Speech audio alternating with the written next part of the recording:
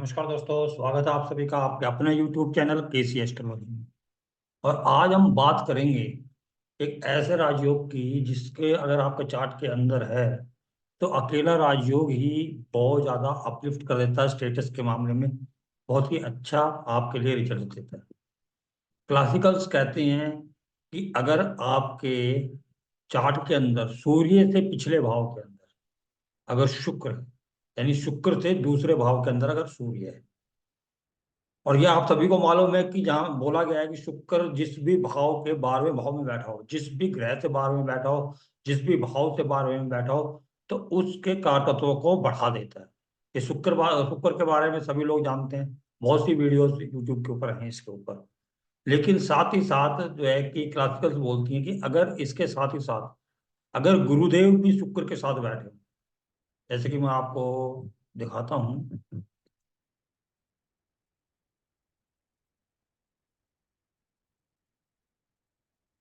जैसे कि चार इनमें मैंने बना रखा है, ये देखिए।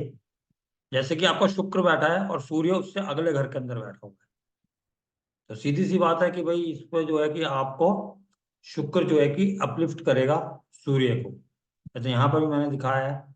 तो अब क्लासिकल्स क्या बोलते हैं कि सूर्य से पिछले भाव में जुपिटर या वीनस, वीनस हो लेकिन साथ में जुपिटर भी हो, तो ये और ज्यादा अपलिफ्ट करता है, क्योंकि जुपिटर ग्रोथ का कारक है और वीनस बढ़ा ही रहा है सूर्य के कारकत्व को। और सूर्य का काम क्या है? स्टेटस देने का।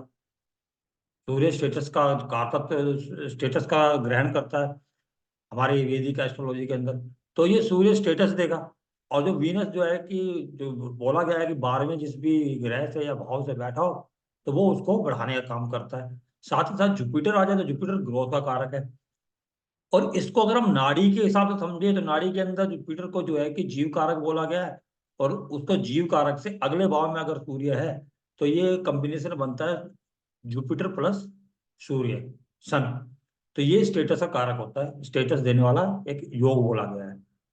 अब इसके अंदर वो क्लासिकल में बोला है कि या तो जो आपके भाव मतलब 12वें भाव के अंदर शुक्र या बृहस्पति हो, या फिर सूर्य से पिछले भाव के अंदर जुपिटर और वीनस हो, तो ऐसे में जो है कि जातक को बहुत अच्छा स्टेटस प्राप्त होता है।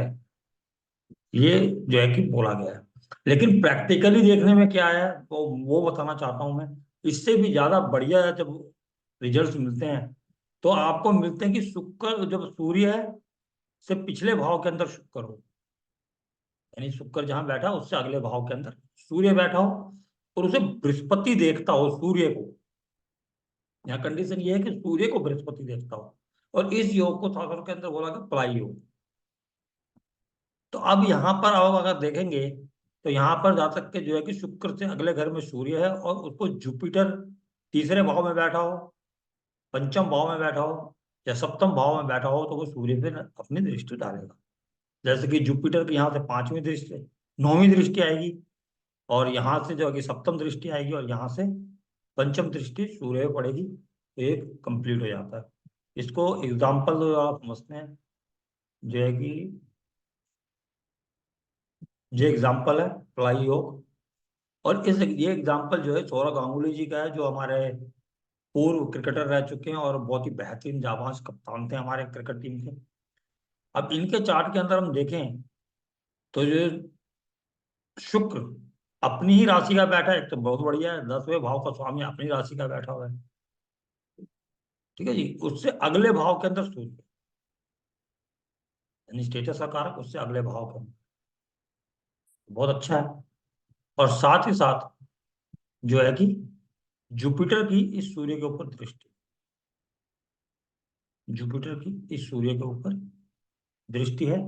तो ये योग कंप्लीट होता है, जो कि आपको नाम और जो है कि पैसा शोहरत सब चीजें देने वाली है, वो रखता है। और ये बहुत चार्टों में मिल जाएगा आपको। मैंने सीने स्टार काजोल है उनके चार्ट के अंदर भी है कि शुक्र से अगले भाव में सूर्य बैठे हैं और सूर्य पे बृहस्पति की दृष्टि। तो इस तरीके से योग पूरा होता है।